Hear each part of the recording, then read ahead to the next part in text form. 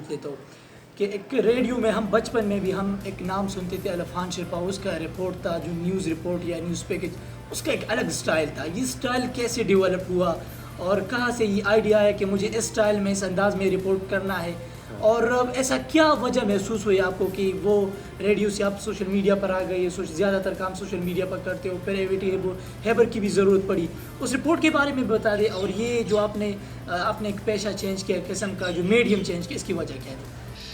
आज आपने ये नहीं पूछा कि मैं एक बहुत अच्छे प्रोग्राम में बैठे हूँ, लेकिन मेरा ये अंदाज़ आप देख रहे हैं ना, ये किस लिए बहुत से लोग ये सोशल नहीं, ये आजिज़ी सादगी, ये मेरा मैं जो है ना इस मिट्टी का बंदा हूँ, इस मिट्टी में मुझे जाना है। आज मैं जिस मुकाम पे खड़ा हूँ, कसम खुदा की कि मेरे कोई अरमान नहीं है कि मेरा यार ये अरमान होता कि यार ये होता। लेकिन आपने जिस तरह सवाल किए कि ये अंदाज़, तो मैं कह रहा हूँ कि मैं न खूबसूरत हूँ, न मेरे पास पैसे है, सिर्फ ज़ुबान है और अंदाज़ है। जब एक मज़दूर जो है ना गिलकार के साथ मज़दूरी करते हैं, तो जब ऊपर ऊँट जो है ना वो ऊपर छत को जब वो फेंकते हैं, तो क्या अलफ खान शिरपो दिलबर न्यूज़ 4 सदा, अलफ खान शिरपो खैबर न्यूज़ 4 सदा। अभी मैं खैबर में जब ये कह रहा था, तो वहाँ पे मेरे जो सीनियर है वो मुझे कह रहे कि यार ये अंदाज़ चेंज करो, तो फिर मैंने ज़रा कोशिश की कि अलफ खान शिरपो खैबर न्यूज़ 4 सदा। अलफान शिरपा हुआ जो खुद एक फाउंडेशन है, चैनल भी काम करता है, रेडियो में भी काम करता है, तो उसने भी क्या ज़िंदगी में मुश्किलात झेली, उसने भी मुश्किलात का सामना किया, एक स्ट्रगलिंग लाइफ को फेस किया, और उस वक्त वो किसके पास मदद मांगने के लिए जाता, जो जब आज लोग अलफान शिरपाओं के फाउंडेशन में पैसे मांगने के लिए, मदद मांगने के लिए आते हैं, तो आप उस वक्त क्या करते थे खुद? जो आपने अलफ खान शिरपो ने आइसक्रीम भेजे, कबाड़ ख़रीदे, घास जो है ना वो अपने बाज़ार में भेजे, चूर चौक पिंडी में मज़दूरी किए, फुटपाथ पे सोए। अलफ खान शिरपो ने बाई का 8 लाख का कारोबार जो है ना वो जलाया इस सहाफ़त में। अलफ खान शिरपो ने इसके बाद फिर 4 लाख का रोज़गार जलाए। अलफ खान शिरपो का बाई इसमें चला गया, लेकिन इन सब के बावजूद आज भी अलफ खान शिरपो जिस जगह में है, तो मेरी मुश्किल अगर वो दास्तान में आपको बयान करूँ तो बहुत ज़्यादा है। और मैं नेप चला गया हूँ केस की, नेप मैं 11 बार केसों में गए हूँ, और एक केस में मैंने 95 बार पेशी किए। मैं FIA साइबर क्राइम का मैं बात काट रहा हूँ आपको, सॉरी, मैं माज़रत चाहता हूँ। आपने साइबर क्राइम की बात की, आपने पिमरा की बात की, आपने नेब की बात की, तो ये मेरे लिए थोड़ा सा हैरान कुन है। नेब में तो इंसान तब जाते हैं जब उसके पास पैसे होते हैं या कोई करप्शन करता है, ये नेब का माजरा क्या था? तो मैंने 3 दिन का इश्तिहार चलाया था, 3 दिन का इश्तिहार चलाया था, 3 दिन चलाया था, सिर्फ 3 दिन चलाया था एक इश्तिहार, एक ट्रैवल एजेंसी का। उसने 17 करोड़ रुपए बाग के ले गए थे यहाँ से। पैसे कितने मिले? 7,000 रुपये मिले थे, और इसमें मेरे 7,000 रुपये के लिए नेब ने आपको बुलाया? 7,000 नहीं, 16 करोड़ के लिए मुझे बुलाया था। जो 16 नेब असल में कह क्या रहा था कि आपने 16 करोड़ नेब ये कह रहा था कि आपने ये इश्तिहार क्यों चलाए। आवाम जानना चाहती है आपको। अलफान शिरपाओ रेडियो में भी काम करता है, सोशल मीडिया पर भी काम करता है, एविटी हैबर में भी काम करता है, खुद एक फाउंडेशन भी चलाता है। तो एक सवाल बनता है, अलफान शिरपाओ असल में है क्या? वो एक फाउंडेशन का रहनुमा है, या वो सोशल वर्कर है, या वो एक सहाफ़ी है?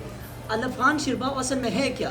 अलफ खान शिरपो सबसे पहले जर्नलिस्ट है, सहाफ़ी है।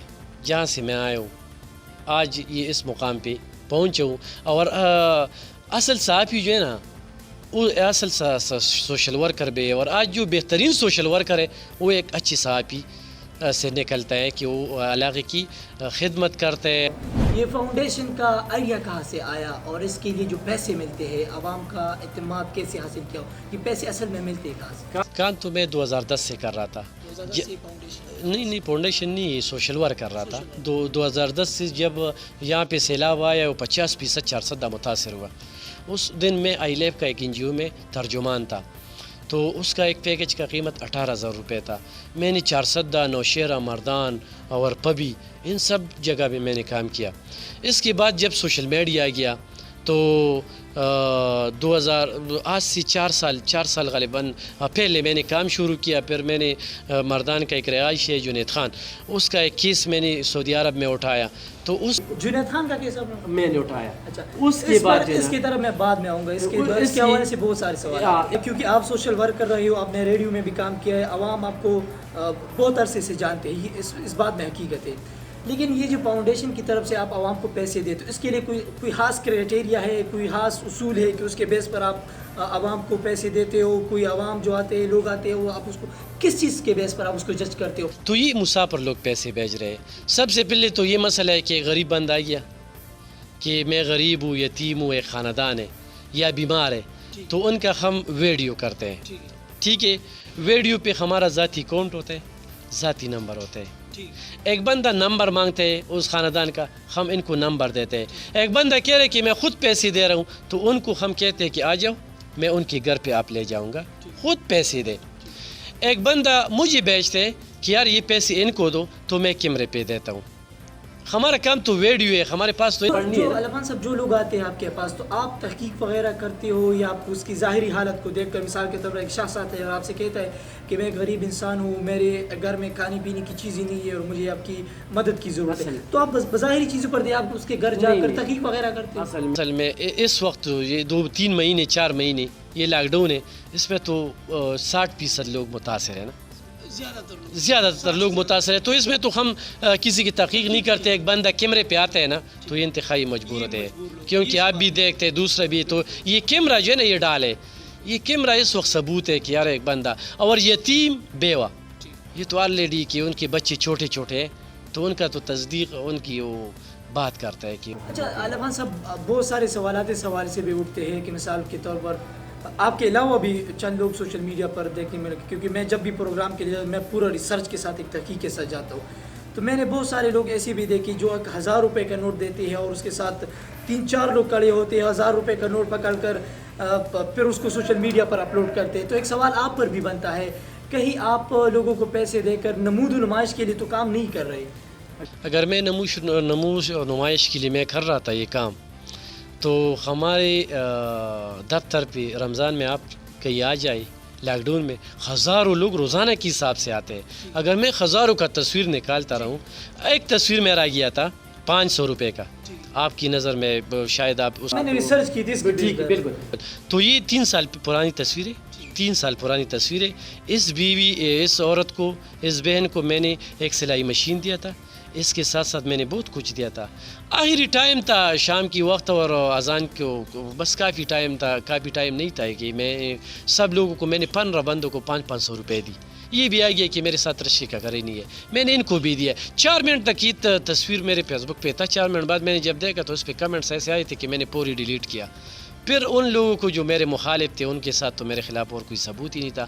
3 سال مسلسل اس تصویر کو آگے پیچھے کر رہے کہ یار. علمان صاحب, میں ایک دوسرا سوال پوچھنا چاہتا ہوں, آپ کی مرضی ہے, آپ کی, اگر آپ اس پر کمنٹس دینا چاہتے ہو, جواب دینا چاہتے ہو, آپ کی مرضی ہے.